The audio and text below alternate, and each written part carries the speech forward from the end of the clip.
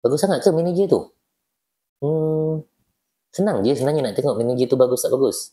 Okey, nombor satu, urusan projek dia teratur. So, dia ada rancangan untuk kerja-kerja harian, mingguan yang jelas lah untuk pekerja-pekerja dia. Lepas tu, sentiasa tahulah kedudukan atau status terkini projek tu, apa yang dah siap, apa yang tertangguh dan apa sebab-sebabnya lah. Dia juga pandai susun jadual kerja, iaitu skedul, supaya tidak berlaku masa-masa yang bertindih lah, kerja-kerja bertindihan yang dibuat oleh subkontraktor. Itu nombor satu lah kan. Okey, untuk nombor dua pula, komunikasi dia mesti jelas dan tegas. Okey, boleh berkomunikasi dengan baik dan dengan antara pihak klien, staff, konsultan, subkontraktor dan tim-tim semualah. Okey. Lepas tu apa yang diarahkan, arahan tu dapat dengan jelas tanpa kekeliruan. Maknanya semua boleh faham dengan apa yang kita bagi arahan tu lah. So, dia pun perlu tahulah bila masa untuk tegas, untuk beri arahan yang kena buat dan dalam masa yang sama dia pun kena fleksibel. So tengok mana dia punya situasi yang urgent. Okay. So lagi satu, manager ni jangan selalu menyalahkan orang bawahan. Sebab tanpa orang bawahan tu, orang tak boleh pergi mana. Orang bawahan tu yang buat naik, yang menjalankan kerja dan kau cuma mengarah, lepas tu kau nak kena follow up kerja-kerja tu. So kau tak boleh lepas tangan. Even kau dipanggil manager, kau kena turun tangan juga. Including kau kena turun kerja kongsi kong pun mungkin ada masanya. Paling sebulan sekali lah. Okey, nombor 3. Kawalan kualiti dan keselamatan. Itu pun penting untuk site manager yang bagus Sebab dia kena sentiasa pantau kerja-kerja yang diarahkan, dia kena check balik. Jadi tak benda yang macam kau nak. Sebab kau tak boleh imagine apa kau bagi dekat orang bawahan kau tu, orang bawahan kau tu boleh buat macam apa yang kau fikir. Sebab kalau dia boleh buat apa yang kau fikir, what for kau sebagai site manager kena ada kat site? Baik dia jadi site manager. Sebab dia dekat situ, di situasi yang macam gitulah kau kena bagi dia tunjuk ajar. Macam tu. So, ambil juga yang paling penting keselamatan pekerja tu. Maknanya safety part. Tapi kebiasaannya setiap projek ada safety officer, ada safety supervisor. Kadang-kadang ada juga kalau projek kecil tu just project manager yang handle. Tapi kebanyakan sekarang untuk zaman-zaman sekarang ni, biasalah kita ada safety. So, prosedur-prosedur perlu dipatuhilah untuk keselamatan. Lepas tu, tolong kalau ada apa-apa segera ambil tindakan kalau ada isu yang boleh menjejaskan struktur ataupun keselamatan. So, itu kena cepatlah. Okey, kita dah 3. Nak tahu lagi tak? Kalau kau nak tahu lagi, subscribe lah dulu. Bantu-bantu sedap sikit buat video. Ini tak subscribe, macam mana nak buat video? Betul tak? Tak semangat, bagilah semangat. Okay, kita sambung lagi, geng. Okey, nombor 4, kena cekap kawal kos dan sumber. Maksudnya, kau tahu berapa banyak bahan yang nak digunakan supaya kau elakkan pembaziran. Kira biar minimumkan kos. Macam kita benda setiap buat projek kena ada 3 benda yang penting. Nombor 1, kualiti. Nombor 2, kos. Nombor 3, masa. So, 3 benda ni kau kena ambil tahu. Okay? So, lepas tu, kena sentiasakan bajet tu terkawal. Jangan over. Sebab bila over, company akan rugi. Tapi bila kau dapat jimatkan, company untung. Tapi untuk jimatkan, kena tengok juga kualiti tu penting. Okay? So, kau juga pandai juga mampu uruskan semua manpower pekerja-pekerja bawahan dengan baik. Tak yang walaupun tak terlalu ramai, tak terlalu sikit, tapi kau pandai atur. Untuk mesin, operator, untuk pekerja, semua kau boleh kawal. Right. So, nombor 5, dokumen. Dokumentasi ataupun laporan-laporan yang lengkap. Kat sini kau kena disiplin lah. Kena atur. Actually sebenarnya bagusnya site diary tu ke site agent lah. Sebab dia akan taruh apa-apa item yang penting untuk kita claim EOT akan datang kalau projek tu delay sikit lah. Sikit untuk cari alasan lah.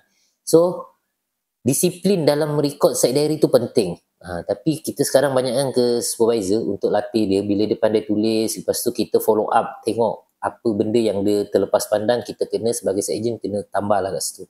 Alright. Lepas tu, progress report. So, dia pun kena catch up, kena kejar apa yang dah ada dekat progress report. Lepas tu, NCR, RFI dan sebagainya, dia kena belajar lah. Sebab dia kena tengok diskriminasi yang kat site tu macam mana. Barulah boleh. Lepas tu, semua dokumen senanglah untuk orang-orang yang lain pun nak capai, maknanya nak tengok, nak belajar juga untuk benda tu. Okey. Nombor 6, kepimpinan dan motivasi. Okey, kat sini susah sikit lah. Jarang kau dapat yang manager nak bercerita dengan kau orang, supervisor, site engineer, senior supervisor, junior. Jarang lah. Supervisor biasa kurang. Tapi kalau kau dapat site agent yang bagus, dia akan bercerita, dia akan bershare semua ilmu-ilmu atau pengalaman dia yang lama-lama. So, kadang-kadang jangan terlalu mengasingkan pekerja baru, pekerja lama. So sebagai site agent yang bagus, kau orang kena anggap semua fair, sama. Even lama ke, even baru ke, even pangkat ke, semua pukul rata sama supaya adil. So jangan nampak garang sangat ke apa benda. Lepas tu jangan selalu blame orang. Okay, bila ada masalah, jangan campak masalah tu dekat orang bawahan. Kita tahu sebab kita sebagai site agent, kita yang bagi arahan, kita yang kena follow up hasil dia, kualiti dia, itu kita. Kita cuma bagi dia supaya dia boleh buat benda tu macam yang kita nak. So, bila ada masalah, tak perlu nak salahkan siapa atau siapa-siapa pun orang kat bawah. Bantu dia. First, tanya dia. So, ini dah salah. Macam mana nak buat? So, kalau dia bagi advice, kita tengok okey tak okey. Kalau tak okey, kita kena bantu dia selesaikan masalah tu sampai siap. Bukan arah je kan. Mungkin kita boleh bagi tahu dia cara, kita kena buat macam ni biar jadi, kena buat macam ni. Kita kena bagi peluang untuk dia berfikir macam mana nak solve tu problem. Kalau betul tak boleh, baru kita bagi dia cara. So as site manager, dia kena tahu cara untuk menyelesaikan masalah, bukan create masalah ataupun blame orang-orang bawahan macam itu. Alright, so mampu buat semua pasukan tapak yang bekerja tu semua bersemangat, tak kira subcon, tak kira kongsikong, tak kira operator, tak kira lah kita punya klik sekalipun, dia kena pandai uruslah tu, take macam give and take, lebih kurang macam itulah. Okey, nombor 7, masalah diselesaikan bukan dibiarkan. Macam aku cakap tadi lah, bila ada satu masalah, jangan blame kat orang. Kalau kau lukis, lepas tu kau bagi pas kat budak kau tak faham, tanya dulu, okey tak? Kalau tak faham, tanya. Nanti kita jelaskan dengan lebih detail.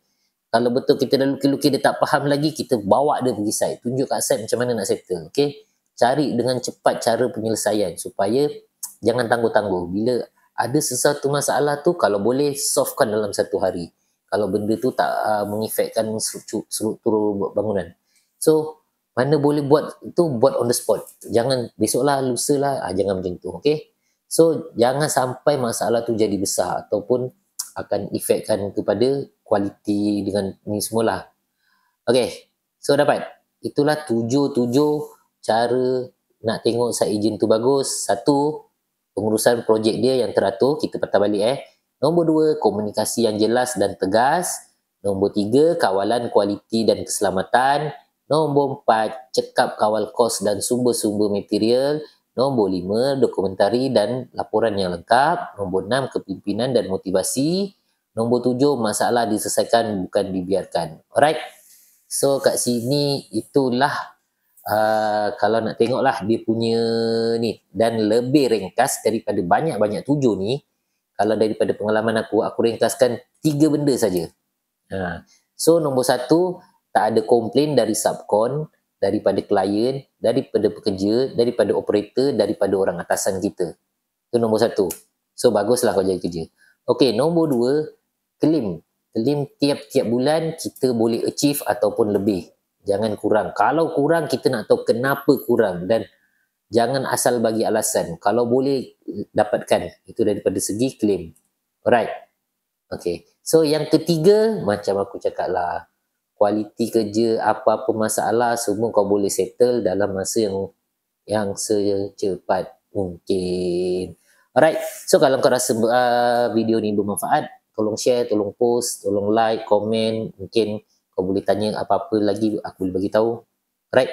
So maklum balas korang penting untuk aku lebih semangat buat video mengenai kerja.